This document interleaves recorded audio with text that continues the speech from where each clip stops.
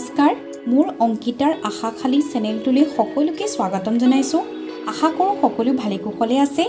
আজি মই বনাবলৈ লৈছোঁ চিকেন পকৰা। আপোনালোকে এই চিকেন পকৰা ৰেচিপিবিধ বনাওঁতে বনলেছ চিকেনো ল'ব পাৰে আৰু উইথ বনো ল'ব পাৰে, কিন্তু বনলেছ ল'লে ভাল হয়। তাৰ বাবে আমাক মছলাৰ প্ৰয়োজন হ'ব। মই মিহিকৈ ধনিয়া পাত কাটি লৈছোঁ আৰু এটা মই কেঁচা জলকীয়া মিহিকৈ কাটি লৈছোঁ। এটা মিডিয়াম সাইজৰ পিঁয়াজ মই মিহিকৈ কাটি লৈছোঁ।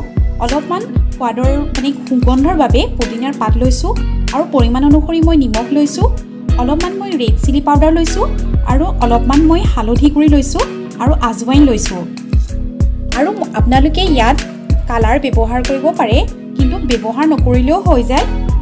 মই কালাৰৰ বাবে বিটটো ভালকৈ মিক্সিত মিহলি কৰি চেকনিৰে চেকি ৰসটো উলিয়াই লৈছোঁ।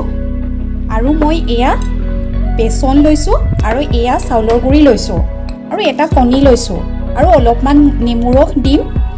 সেইখিনি মই বনাই যাওঁতে দেখাই যাম। আহকচোন, এতিয়া মই এইখিনি গোটেইখিনি মিক্স কৰি সানি লওঁ।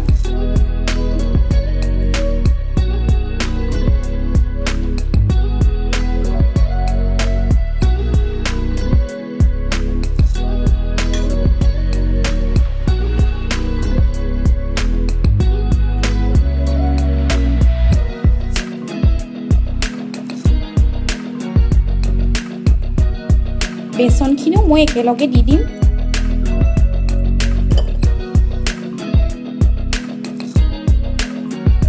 আৰু চাউলৰ গুড়াখিনিও দিছোঁ। মই যদি আকৌ প্ৰয়োজন হয় পাছত যোগ কৰিম। সদ্যহতে মই অলপ অলপকৈ দিছোঁ আৰু বিটৰ ৰসখিনিও ঢালি দিছোঁ।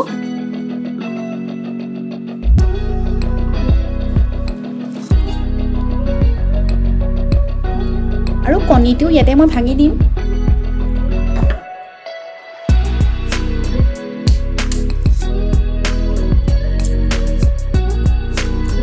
বাকলিটো কৰি দিছোঁ।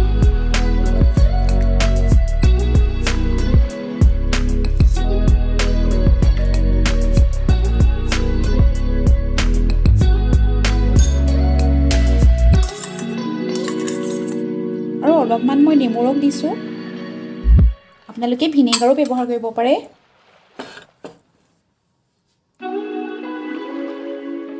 এতিয়া মই গোটেইখিনি মিক্স কৰিম।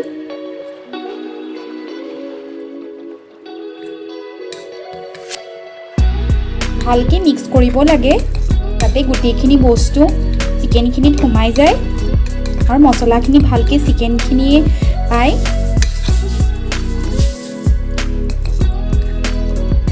দেখা পাইছেনে, মই বিটৰ ৰসখিনি ব্যৱহাৰ কৰাৰ কাৰণে চিকেনখিনিত এটা বেলেগ ধৰণৰ ৰং আহিছে। এতিয়া মই গোটেইখিনি মিক্স কৰি আধা ঘণ্টাৰ বাবে মেৰিনেট হ'বলৈ দিম।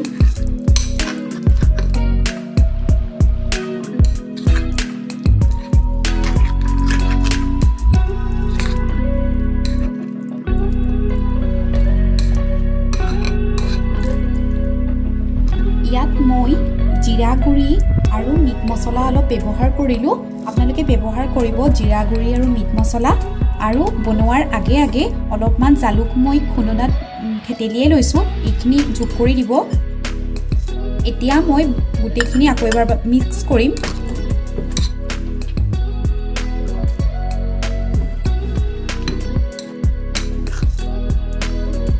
মিক্স কৰাৰ পাছত চিকেনৰ আৰু বেটাৰটো এনেকুৱা ধৰণৰ হ'ব লাগিব।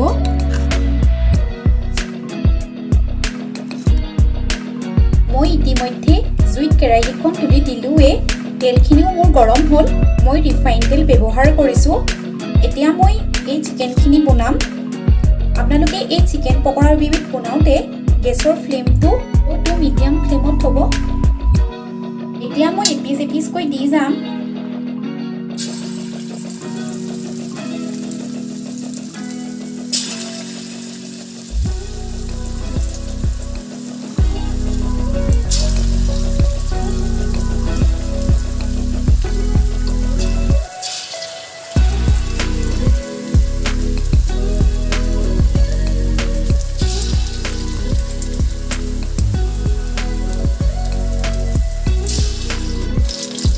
মই পকৰাখিনি এটা এটাকৈ লৰাই দিম। আপোনালোকে দেখা পাইছে পকৰাখিনিলৈ কালাৰ আহিছে।